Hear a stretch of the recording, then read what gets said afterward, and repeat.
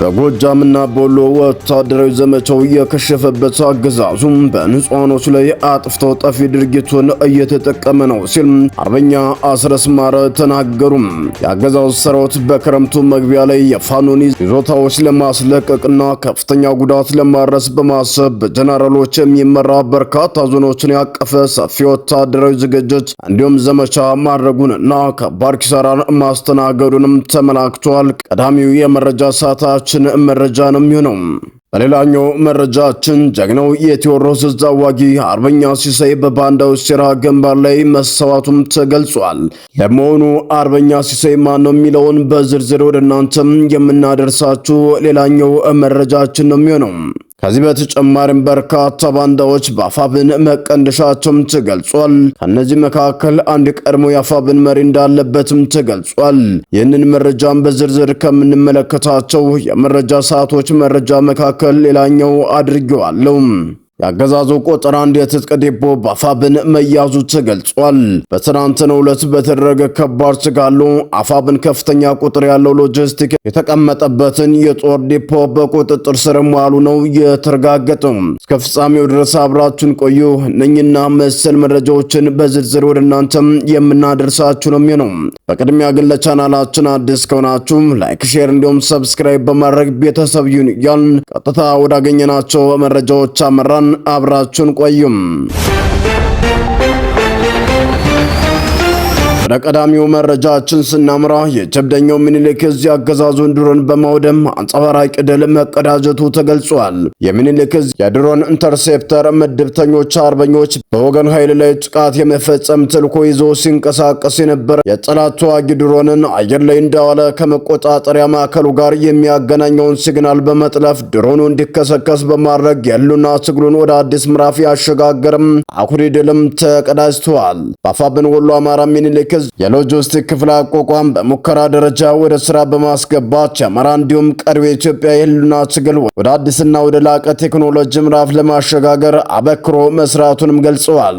የጦር ጠበብተኞቹና ስትራቴጂ ከፍተኛ የምህንድስና ተመራቂዎችን አቅፈው በያዘው የቴክኖሎጂ ክፍሉ የጠላት ድሮን እንቅስቃሴዎችን በማጥናትና እንዲሁም ኢንተርሴንተር በማድረግ ከማውደም ጀምሮ አቅጣጫ በማሳት ኦፕሬሽን እስከ ማምከን የደረሰ እርምጃዎችን በመውሰድ የጠላትን የአየር የበላይነት መገዳደር የሚያስችሉ ስራዎችን እየሰራ እንደሚገኝም ገልጸዋል። ትናንት ሐምሌ 16 ቀን 2018 ዓ.ም በወሎ ቤተ አማራ ቀጠና ምዕራብ ወረዳዎች በህዝብ ላይ ጥቃት የመፈጸም ተልዕኮ ይዞ በእንቅስቃሴ ላይ የነበረን የጠላት ተዋጊ ድሮንን የያዙ የቴክኖሎጂ ክፍል ኢንተርሴፕተር ምድብተኞች አርበኞች ተዋጊ ድሮኑን ከመቆጣጠሪያ ማዕከሉ የሚያገናኘውን የሎንግ ሬንጅ ሲግናል በመጥለፍና የሲግናል ማስተላለፊያ የኤሌክትሮኒክስ ሰሌዳዎችን ከቁጥጥር ውጭ በማድረግ ድሮኑ እንዲከሰከስ ማድረጋቸው ነው የተረጋገጠው። የዚሁ ኢንተርሴፕተር ምድብተኛ አርበኛ ተዋጊ ድሮኑ አየር ላይ እንዳለ ነው ከማዕከሉ ጋር ያለውን ግንኙነት ማቋረጥ የቻሉትም ተብሏል። በዚህም ድሮኑ በአንድ ቦታ ላይ ለደቂቃዎች ከተሽከረከረ በኋላ የሚቆጣጠረውና የሚያዘው አካል በማጣቱም ሊከሰከስ ችሏል ነው የተባለው። ድሮኑ ከተከሰከሰበት አቅራቢያ በቅርብ ርቀት የነበረው የጠላት ጦር ድሮን በተከሰከሰበት ቅጽበት በቦታው በመድረስ ዋና ቅርቻ አካሉን በባለ 3 እግር ባጃጅ ተሽከርካሪና ባለ 2 እግር ሞተር ተሽከርካሪ ጭኖ የተወሰደ ሲሆን ከፍተኛ ድንጋጤም በአገዛዙ ቁንጮች ላይ እንደተከሰተ ነው ለማረጋገጥ የቻልነው። የጠላትን የትኩረት አቅጣጫ ለማሳትና የወገን ጦርን ተገማችነት ለማድረግ ሲባል ጥቃቱ በተፈጸመበት ዕለት መረጃው እንዳይወጣ ተደርጎ በሰነበተው በዚህ ኦፕሬሽን ዋና ማዕከሉ በራያ ቆቦ ወረዳ ቆቦ ከተማ ሆርማት ካምፕ አድርጎ ጎለሻና አካባቢው ላይ ጥቃት ለመፈጸም በእንቅስቃሴ ላይ የነበረውን የጠላት ካምፕ ድሮን አየር ላይ እንዳለ ሲግናሉን በመጥለፍ ከማዕከሉ ጋር የነበረውን ግንኙነት ካቋረጡ በኋላ ነው እንዲከሰከስ ያደረጉትም። ወደ ሌላኛው መረጃችን ስናመራም ጀግናው የቴዎድሮስ አዋጊ አርበኛ ሲሳይ ታዬ በባንዶች ሴራ ግንባር ላይ መስዋዕቱ እጅግ በጣም አሳዛኝ መረጃ ሆኖም ተሰምቷል። በርካቶችንም አሳዝኗል። የቴዎድሮስ አዋጊ የነበረው አርበኛ ሲሳይ ታዬ በትናንትናው ዕለት በጭልጋ ግንባር በአፋብን ቤተ አማራ እንዲሁም ጎንደር ጠቅላይ ግዛት በላይ ዘለቀ እዝ 35ኛ ኮር ላይ ጭልጋ አካባቢ ላይ በነበረ የአገዛዙ ቡድን ጋር ከፍተኛ ተጋድሎ የጠየቀውን ኦፕሬሽን ሲመራ ከቆየ በኋላ በውስጥ አርበኞች በባንዶች በኩል በስናይፐር ተመቶ መሰዋቱ ነው የተረጋገጠው።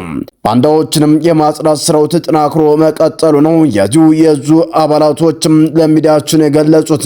ሁለት ከዚህ ቀደም በአፋብን አባል የነበሩና አሁን ላይ ለአገዛዙ በጥቅም እንዲሁ ተደልለው በርካታ መረጃዎችን ሲያወጡ የነበሩ ግለሰቦችም መካከል አንደኛው ተይዞ እርምጃ እንደተወሰደበትም ተገልጿል። በትናንትናው ዕለት በጭልጋ በነበረው ከፍተኛ የአገዛዙን ቡድን ሲረፈረፍበት በዋለው ጦር ውጊያ በቴዎድሮስ ዘዋጊነት የሚታወቀው አርበኛ ሲሳይ ታዬ በባንዳዎች ሴራ መሰዋቱም ተገልጿል። ለቤተሰቦቹና ለመላው የትግል አባላቶቹ እንዲሁም ለአማራ ሕዝብ መጽናናትን እንመኛለን። አድማጭ ተመልካቾቻችን በሌላ እጅግ ወሳኝ መረጃ ስናመራም በጎጃምና ወሎ ወታደራዊ ዘመቻው የከሸፈበት አገዛዙ በንጹሃኖች ላይ አጥፍቶ ጠፊ ድርጊት እየተጠቀመ ነው ሲልም አርበኛ አስረስ ማረም ተናገሩም። አማራ ፋኖ ብሔራዊ ንቅናቄ አፋብን የህዝብ ግንኙነት መምሪያ ኃላፊ አርበኛ አስረስ ማረ ዳምጤም ክረምቱን በብልጽግናው አገዛዝ ሰራዊት በኩል የተከፈተውን ሰፊ ወታደራዊ ዘመቻ የፋኖ ኃይሎችን መልሶ ማጥቃት እንዲሁም በደጋማው የአማራ ክልል አካባቢዎችና ገዳማት ላይ የደረሱ ውድመቶችን በተመለከተ ሰፊ ማብራሪያም ሰጥተዋል። አርበኛው እንደገለጹት የአገዛዝ ሰራዊት በክረምቱ መግቢያ ላይ የፋኖን ይዞታዎች ለማስለቀቅና ከፍተኛ ጉዳት ለማድረስ በማሰብ በጀነራሎች የሚመሩ በርካታ ዞኖችን ያቀፈ ሰፊ ወታደራዊ ዝግጅትና ዘመቻ አድርጎ ነበር። ይህ ከፍተኛ ስምሬት በተለይም በጎጃም በኩል ከሰከላ፣ አዲስ ቅዳምን፣ ቋሪት፣ ፈረስ ቤት፣ ደጋዳሞት፣ ደምጫና ደብረ ማርቆስ እስከ ስናን ወረዳዎች ላይ የተዘረጋ እንደነበርም አስታውሰዋል። እነዚህ ወረዳዎችም የጮቄ ተራራማ ሰንሰለቶችንና የደጋውን ክፍል አካላት ሲሆኑ የአካባቢ መሬት ለወታደራዊ እንቅስቃሴ አጋዥ የሆኑ ይዞታዎች እንደመሆኑ አርበኛ አስረስም አብራርተዋል። አገዛዙ ሰፊ ዝግጅት አድርጎ ቢንቀሳቀስም በጥልቀት ስሌት ዘመቻ የከሸፈውና ከፍተኛ ወታደራዊ ኪሳራ ያስተናገደበት መሆኑንም ገልጸዋል።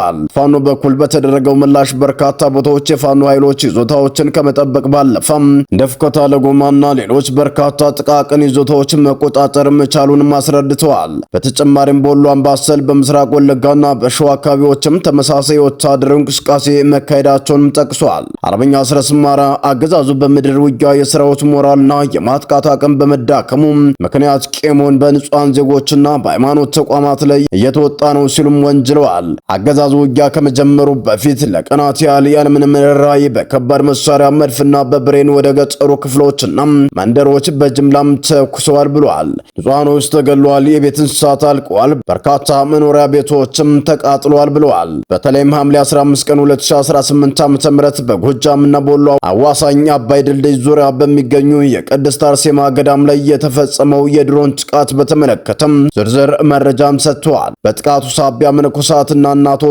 ሕይወታቸው ሲያልፍ 14 የሚሆኑት ደግሞ ከባድ የአካል ጉዳት እንደደረሰባቸውም አብራርተዋል። ገዳሙ ከአስፋልት መንደሩ መዘጋት ጋር ተያይዞ ለረጅም ጊዜ የትራንስፖርት እንቅስቃሴ በሌለበት ምንም አይነት የወታደራዊ ስምሪትና የጦር መሳሪያ በሌለበት ገለልተኛና በረሃማ ቦታ ላይ እንደሚገኝም ገልጸዋል።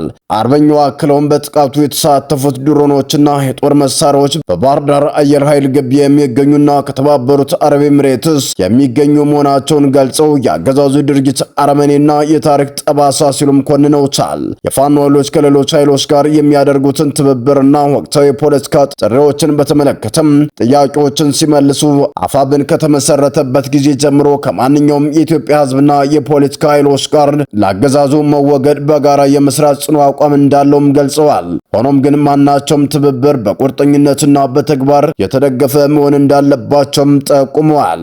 አገዛዙ ሚዲያዎችን በመጠቀም በፋኖ አመራሮችና በሕዝቡ መካከል ልዩነት ለመፍጠርና የሳይኮሎጂ ጦርነት ለማካሄድ የሚያደርገው ሙከራ ሕዝቡ ስለተረዳ ውጤት እንደማያመጣም ገልጸዋል።